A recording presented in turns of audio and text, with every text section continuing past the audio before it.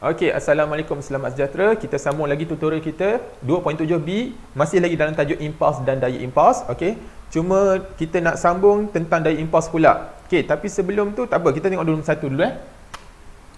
Okey, dia tanya definisikan daya impuls dan formulanya. Okey, kalau semalam kita dah tengok okey, Ft, okey, ini ialah impuls sama dengan mv tolak mu. Okey, tak apa clear.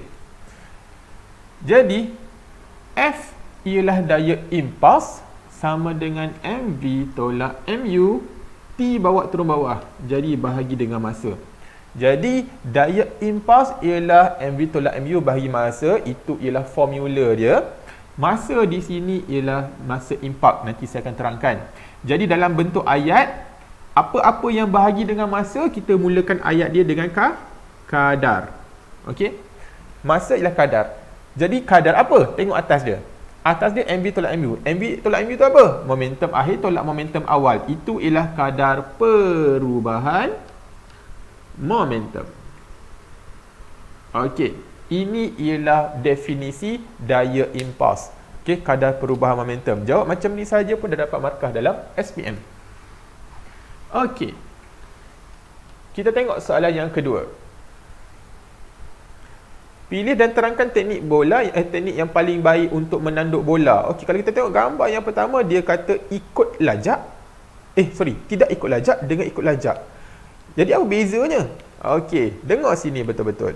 So, kita untuk soalan nombor 2 ni, kita pilih ikut lajak. Kenapa ikut lajak?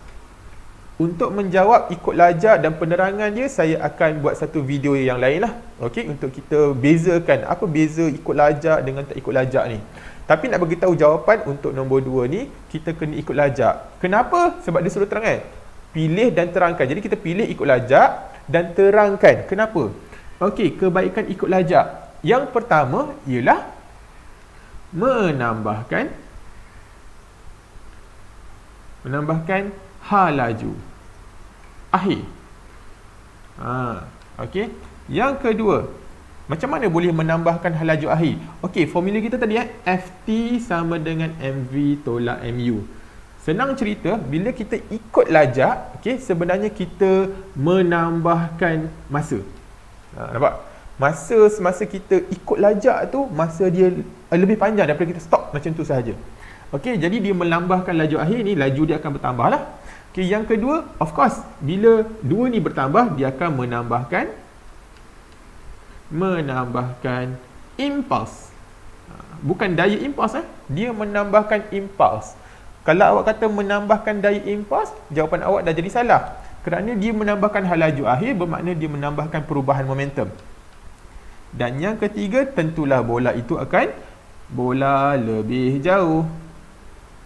Okey. Ini antara jawapan yang kita terima untuk penerangan kenapa ikut lajak. Jadi nak jawab yang mana? Saya galakkan jawab semua. Okey. Padahal itu jawapan untuk soalan yang kedua. Kita masuk soalan yang ketiga. Okey.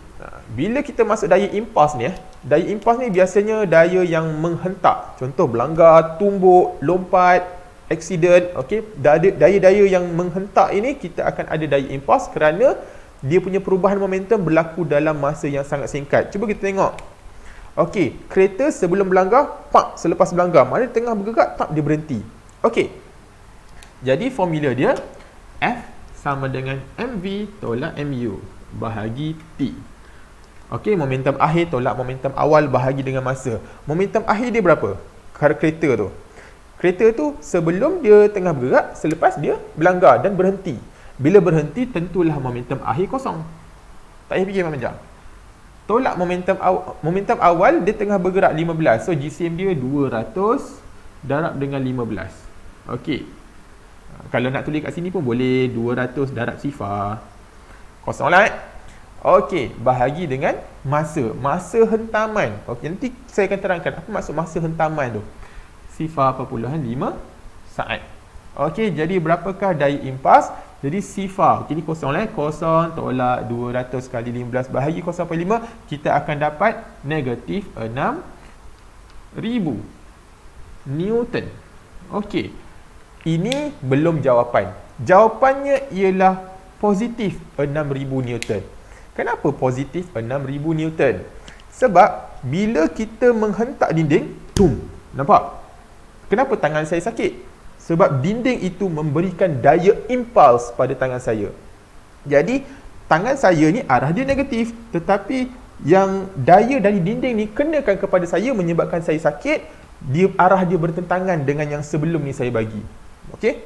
Jadi sebab tu arah dia bertentangan, that's why dia dapat positif. Okey. Itu cerita nombor 3. Nombor 4. Dam. Okey.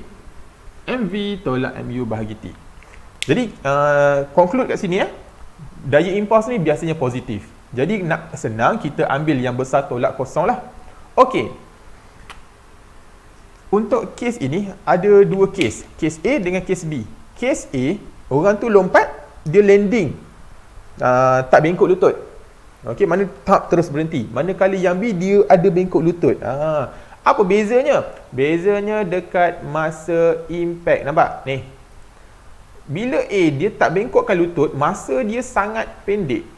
Manakala B, bila dia bengkok lutut, okey, masa dia lebih panjang.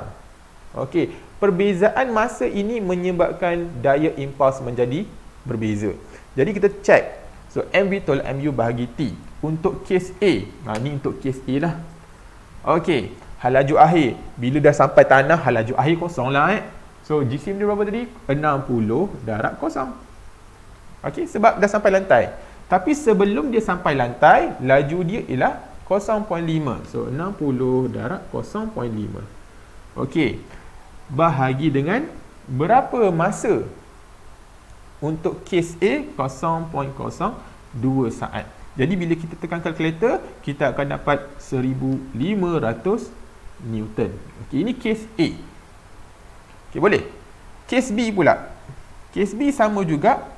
Okey, atas sama sebab laju dia sama, bezanya bila dia nak berhenti je, nak stop kat bawah tu.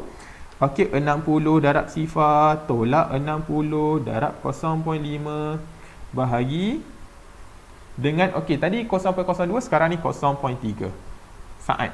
Jadi bila kita kira, kita dapat, okey, kita dapat 100 Newton. Okey, sekarang kita compare. Nampak ni, dua daya ni. Okey, perlu ke saya bagi tahu tadi kenapa dia positif sedangkan kecil tolak besar? Dia positif sebab arah dia bertentangan tadi lah. Okey, kalau A tak bengkok lutut, daya dia besar. B bengkok lutut, daya dia kurang. Sebab tu kalau kita lompat satu anak tangga sekalipun, kita akan tetap landing dan bengkokkan lutut. Confirm, cuba try. Okey, jadi kita bagi tahu kat saya, calculate impulsive force for both cases. Okey, berapa daya impuls untuk kedua-dua kes? Ini ialah kes A, inilah kes B. Dan situasi yang manakah boleh cedera? Tentulah A, kerana daya impuls yang sangat tinggi. Okey, jadi itu sedikit tentang bagaimana kita nak menyelesaikan soalan berkaitan impuls dan daya impuls. Okey, untuk cerita masa masa untuk ikut lajak dengan masa untuk daya impuls, kita akan tengok pada video yang seterusnya. Sebentar lagi saya nak buat. Okey, sekian, terima kasih.